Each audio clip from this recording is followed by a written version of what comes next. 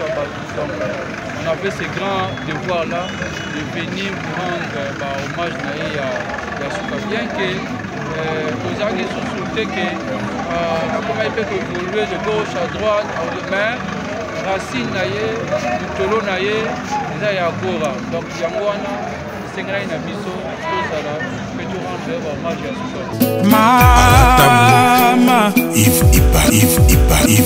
Love is crazy, love is funny.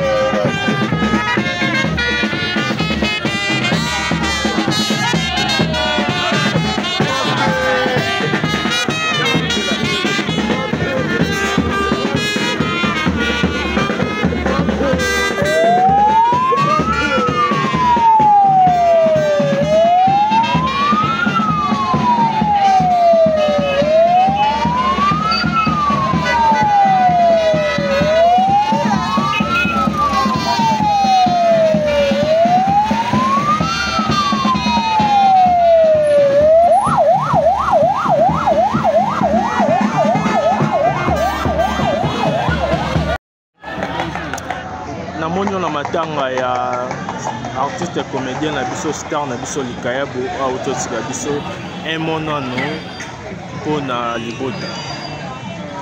D'abord, nous savons tous, si vous perdez l'un de vous, ça fait toujours mal. Donc, dès l'entrée de jeu, nous présentons nos condoléances à sa famille biologique. Là, l'artiste Nyonso, l'artiste à vous, nous sommes là, pas simplement que c'est un artiste. Je suis aussi en qualité de son père artistique. Parce que mon père est président. Il y a cela une dizaine d'années où il y a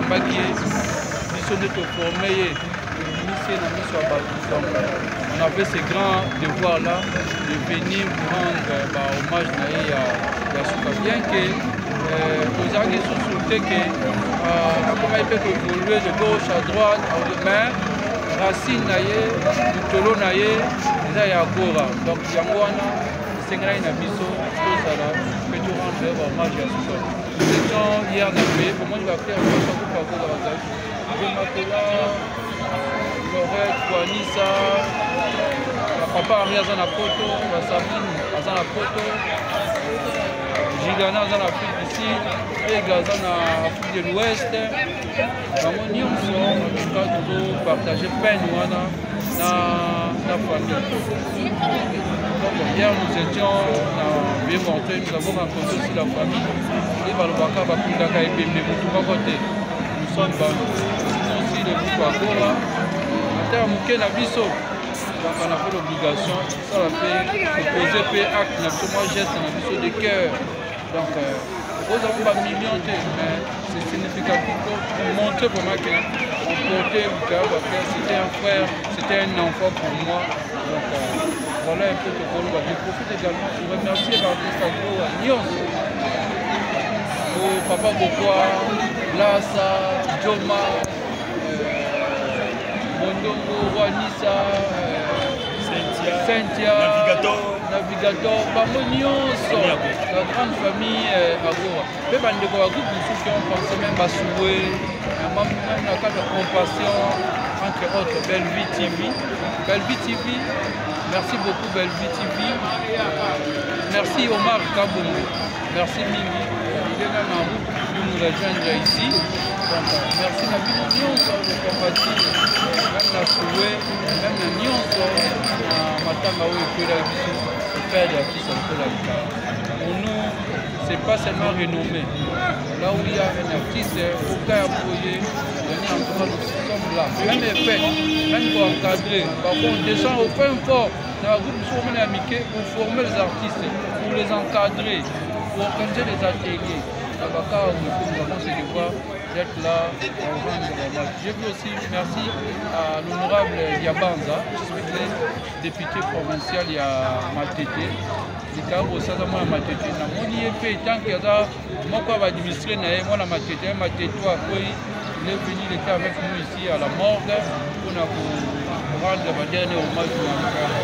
Nous disons également merci Mingi. Et nous appelons aussi Eli Yafuna, député national Funa, député provincial Yangiringiri. Grâce à la paix pour la Makambo, on ne le sent pas. Député provincial Yangiringiri. Ce n'est pas une obligation. Mais dans le temps, c'est aussi du bouge qui passe comme ça. Il a dit que le vice-gouverneur il dit excellent.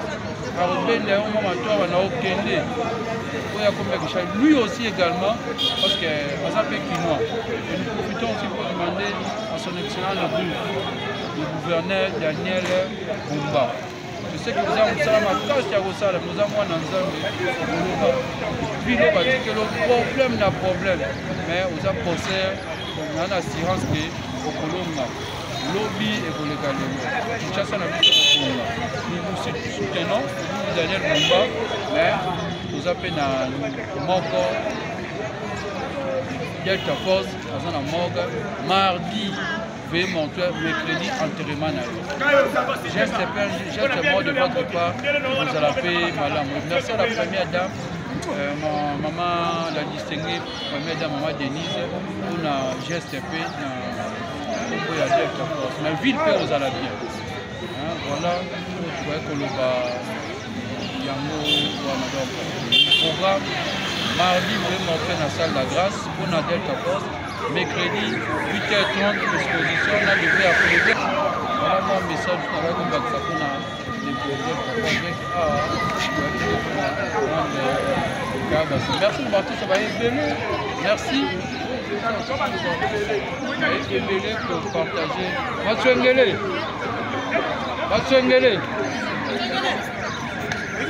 Bien que c'est un fou, mais il est aussi de sa manière venir rendre hommage à Oulinda, ça fait bien parce que c'est la famille. Merci à Emilia Santos, merci à général Dodo Chinyama. Merci à David Mandaya, le boss David Mandaya, Kelly Kaloubi. Merci à Hans Mouzo, le Fantomas, qu'on a bassuré en tout cas. Et ça nous pour partager peine ensemble. Machongole, un mot, non, moi, c'est que j'ai envie de parler seulement. À Lingala, d'ailleurs, le français belé. C'est comment on a célébré premièrement pour la légende à l'indépendance. Nalikambo a insisté les qu'il a pour rendre hommage à Souka. Oui, ça n'a pas été fait. Moi, plaisir, marqué Mawa. Comme on a content aussi, là, pour nous, tu peux mêler ceux qui vont dans la Mabolimbo. On a eu pour nous, dans la Mabolimbo. Et les Kamboboye a insisté pour aller qu'il a et ça, la Kamwa bien. ndi ndeko akei eza vi nga mpe naza nanga libanga te nga mpe na okende kaka nzambe azwaka lokumu mpenza bon souvenir ni ozogarde mpona ebele tosali na ebele aza mpenza soda ya clan na ngai ya kizuba soda ya clan kizuba oyo masekete mwa bayebi mwana kitsaku donc famille donc palin donc naya lokwa nakufeli mwana ya ndako donc esengaka tozala tozalaki na motu na nde mpe toye na moko artiste balelaki na loyembo comédie balelaki na comédie comédie mpona ndeko na yo na morgue na osala te parce que basira attention ya bato parce que tosala egamini na boku bon itaki kisuba nata matwangele mpo ngai naleli te parce que bato baloba kisuba aleli te mpona nini moto nasimisa yema ya miso amonani te ala moto akabina ayebisango viema ya miso nde alobaki mais merci bana merci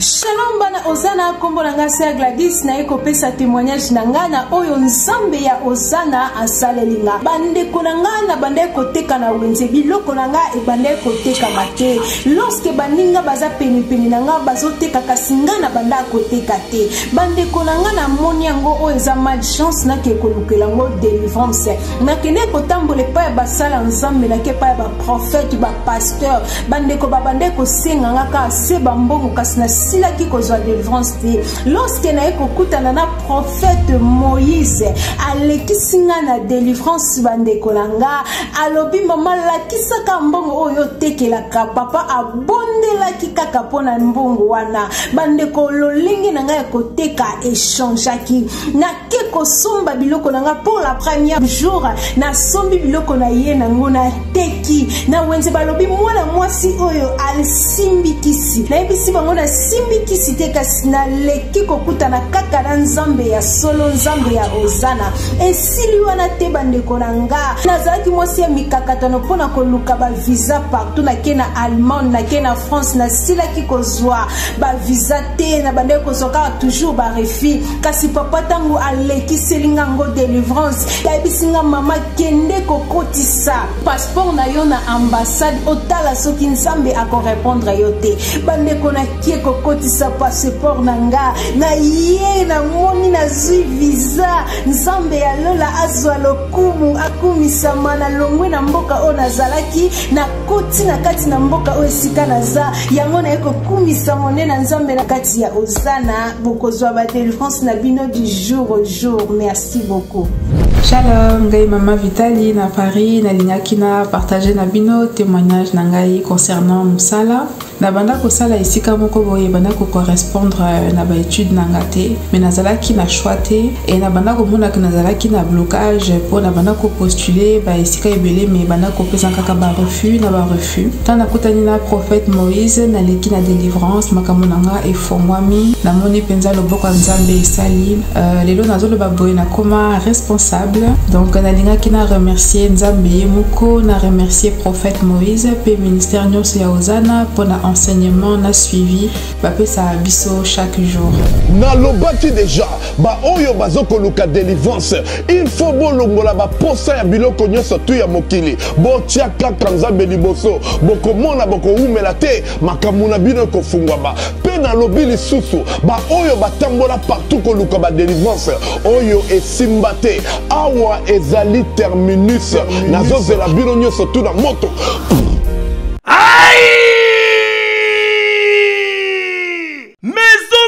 cosmétique et business bio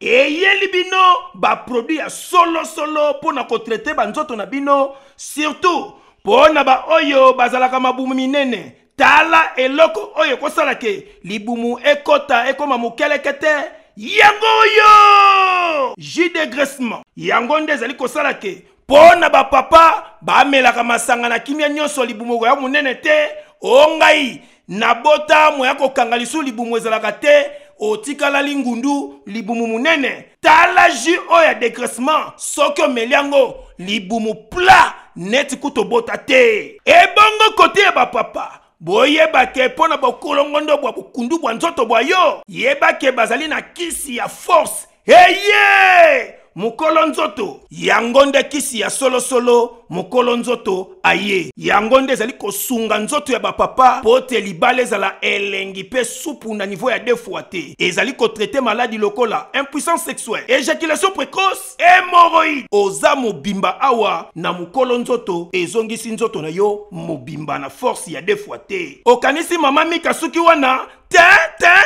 chez mama Mika azo traité lisusu stérilité, diabète, nerf sciatique, tension, myome, chauffement matrice, débouchement trompe na hernie me ya ba sorte nango nyonso pona bandeko oyo bazali na ba santé déséquilibré. Onga na bela ka beri mwana na nzoto ezali pena pete alembaka pamba yeba ke awa ezali na ba bouilli 100% bio tonga nzoto na niveau ya nyama pote nzoto na yo ezala pena kolongone ya solo soko meli poto oyo okozala mobimba pe santé elengi neti kaka na lola. Côté cosmétique ebiso mama Mika réparatrice ya loposo po niveau za ko traiter banzoto ya basi pe mibali palado madame palado messieurs bazali na ba produit lokola huile d'ananas, savon anti-nduta, anti-tampon, anti-tache yango nde mobimba bazali pe lisusu na crème de beauté thé métis ozongi pembe chéran et puis lisse ya nyama gommage bazali ko salango kitoko joli pommade ya suki plus huile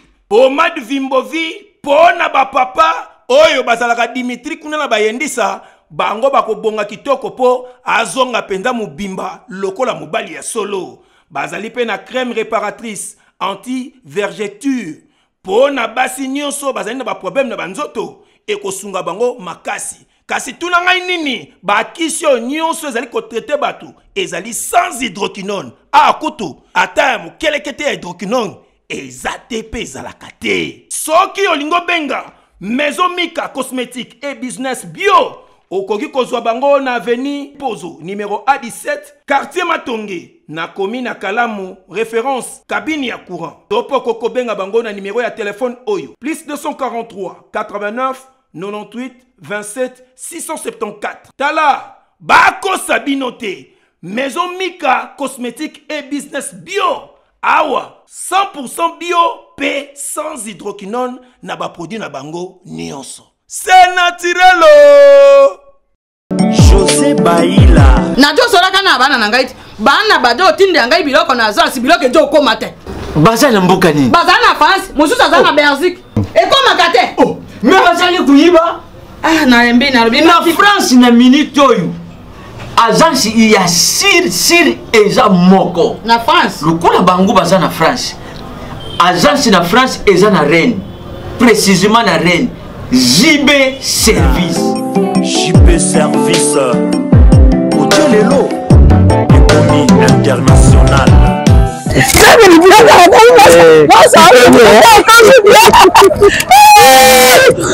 tata na ngai JB Service merci ta biloko na ngai obendenge bana batindaki ndenge mpe biloko ekomi ndenge kali soki oza mondele José Baila aza mondele te aza kaka congolais lokola yo na ngai nayebisaki yo JB Service eza esika ya kubunga te na France eza précisément na Rennes banimero ya kubonga yango wana oza komona awa na Kinshasa eza na Sainte-Thérèse na Nzili soki kaka moto akomi na Sainte-Thérèse na nsima ya station directement soki tali kaka boyi mbala moko JB Service epai ya José Baila en plus eza kaka na Kinshasa te eza na province ezali mama Marizane ndeko na ye azali na Congo central azali na Mbanza-Ngungu ezali na Kimpese ezali na Kisantu to na Boma to na Mwanda soki kaka bengi na numero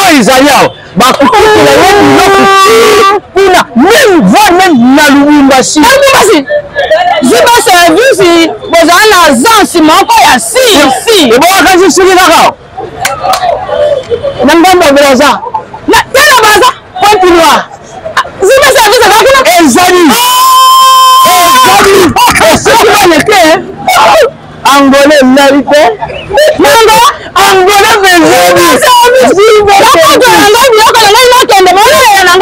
JB Service ekare eza mosimo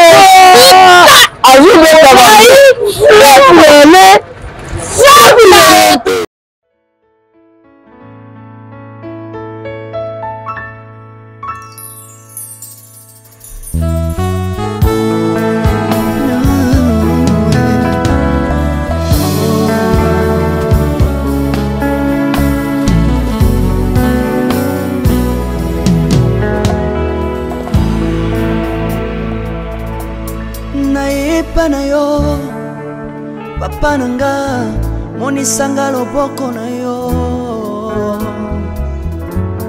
nayepa na yo mosantu yo monisanga loboko na yo nzamba lolo yo azosale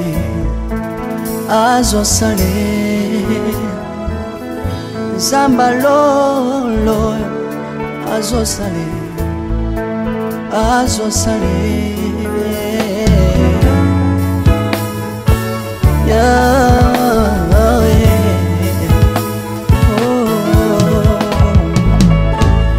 nayipa na yo papa nanga monisanga loboko na yo nayipa na yo mosantu yo monisanga loboko na nzamba lolo yo azosale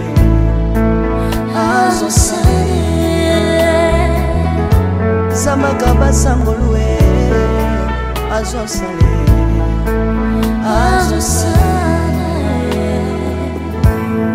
salilanga yeso salilanga yeso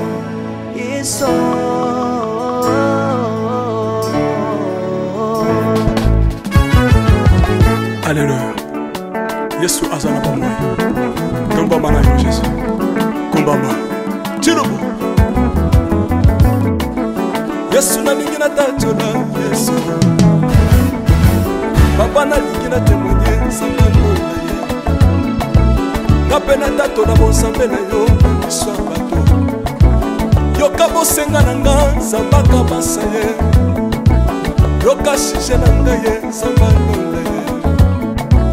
Na ye na babasi na nga libosabo zambe na yo. Na ye na kozanga na nga libosabo zambe na yo. Salela nga yeso yeso. Salela nga yeso yeso. Salela nga yeso yeso. Salela nga yeso. Salela nga yeso yeso.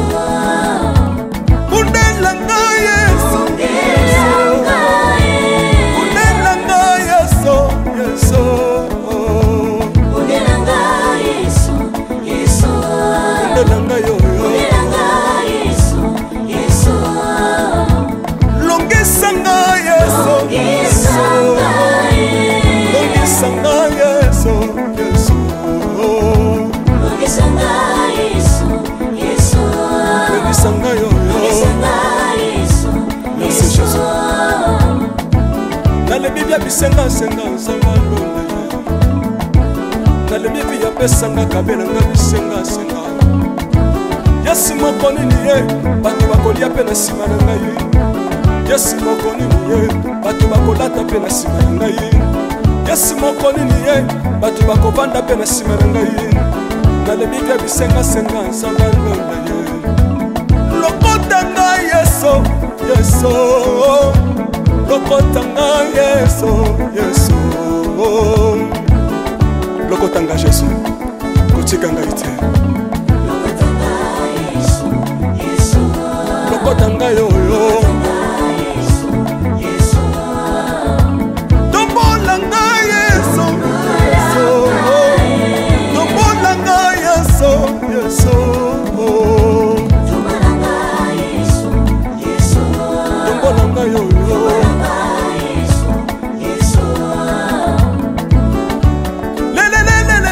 Mesa wafako mesa wafako watitishina nsambi wachenzelela watitishina watitishina nsambi watsenzelela yeso yeso lesa mukatanga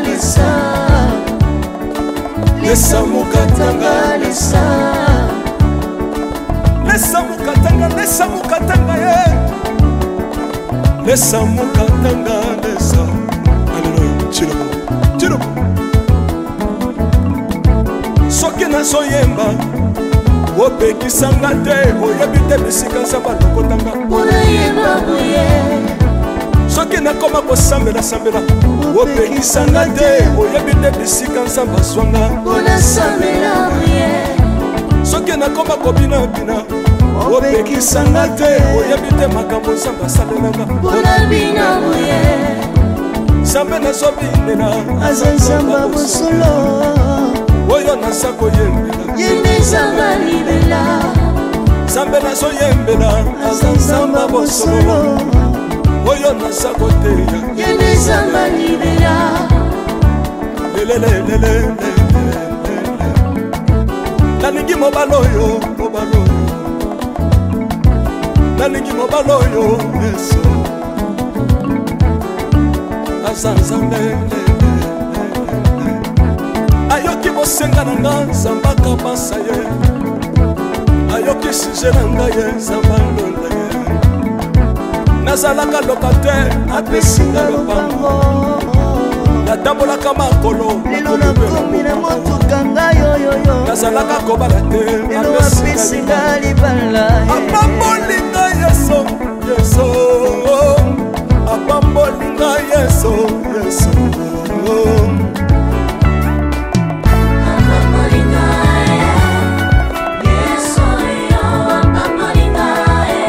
apambolinga chilobo yesu alokotinga apesitina aza nzambe nalingo beta mololo bisika ezali yo beta mololo wapi bafils du prophète bana royaume de dieu bana centre de réveil ozobouge obinaka wapie mpona pambola yo ingénieur ki on est ensemble na yesu elongo tozomanda mabe ya nzambe eza wapi soki nzambe azopambola yo lingana loba kelekele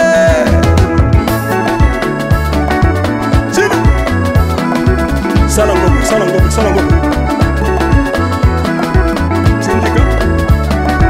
syndicat que Dieu vous bénisse.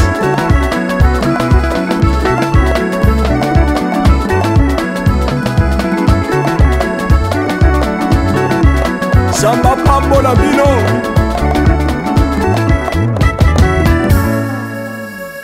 Alléluia.